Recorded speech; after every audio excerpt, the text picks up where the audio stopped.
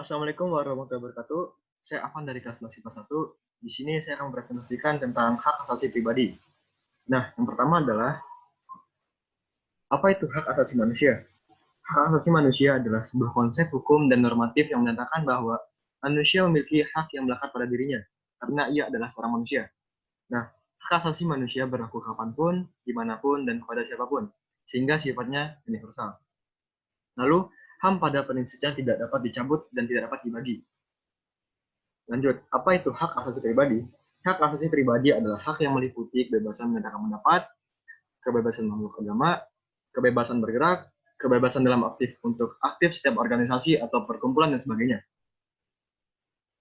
Lalu aturan hukum. Indonesia mempunyai penegak dasar hukum untuk hak asasi manusia menurut pasal UUD 1945.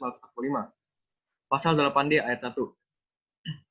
UUD 1945 yang berbunyi, setiap orang berhak atas pengakuan, jaminan, perlindungan, dan kepastian hukum yang adil serta perlakuan yang sama di hadapan hukum.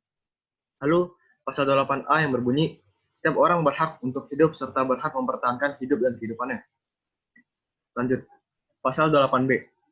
Yang pertama, setiap orang berhak membentuk keluarga dan melanjutkan keturunan melalui perkawinan yang sah. Lalu yang kedua, setiap anak berhak atas kelangsungan hidup, tumbuh, dan berkembang, serta berhak atas perlindungan dari kekerasan dan diskriminasi. Lalu pasal 8.1.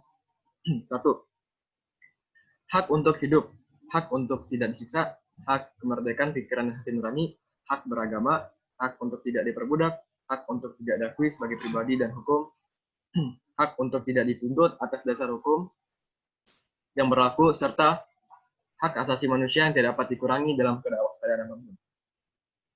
Lalu, yang kedua, setiap orang berhak bebas atas perlakuan yang bersifat diskriminatif atas dasar apapun dan berhak mendapatkan perlindungan terhadap perlakuan yang bersifat diskriminatif itu. Lalu, hak yang dijamin, hak bebas untuk bergerak, berpergian, dan berpindah tempat. Lalu, hak bebas mengeluarkan atau menyatakan pendapat. Lalu, hak bebas memilih dan aktif di organisasi atau perkumpulan.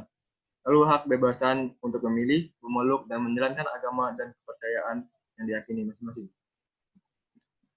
Contoh kasus yang pertama adalah pembakaran masjid di Tolikara. Menurut Kapolri Jenderal Badrodin Haiti, inti persoalan adalah jemaat Nasrani merasa terganggu dengan speaker masjid umat muslim yang akan melakukan sholat id. Lalu upaya dalam mengatasi kasus ini yaitu diambilnya jalur hukum untuk pelaku yang sesuai dengan ada di dalam undang-undang. Lanjut, yang kedua, anak yang disiksa dan dipaksa mengemis oleh orang tuanya.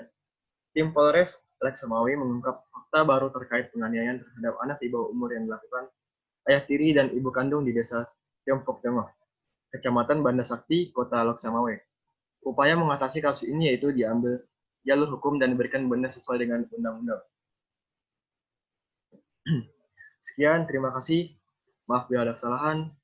Wassalamualaikum warahmatullahi wabarakatuh.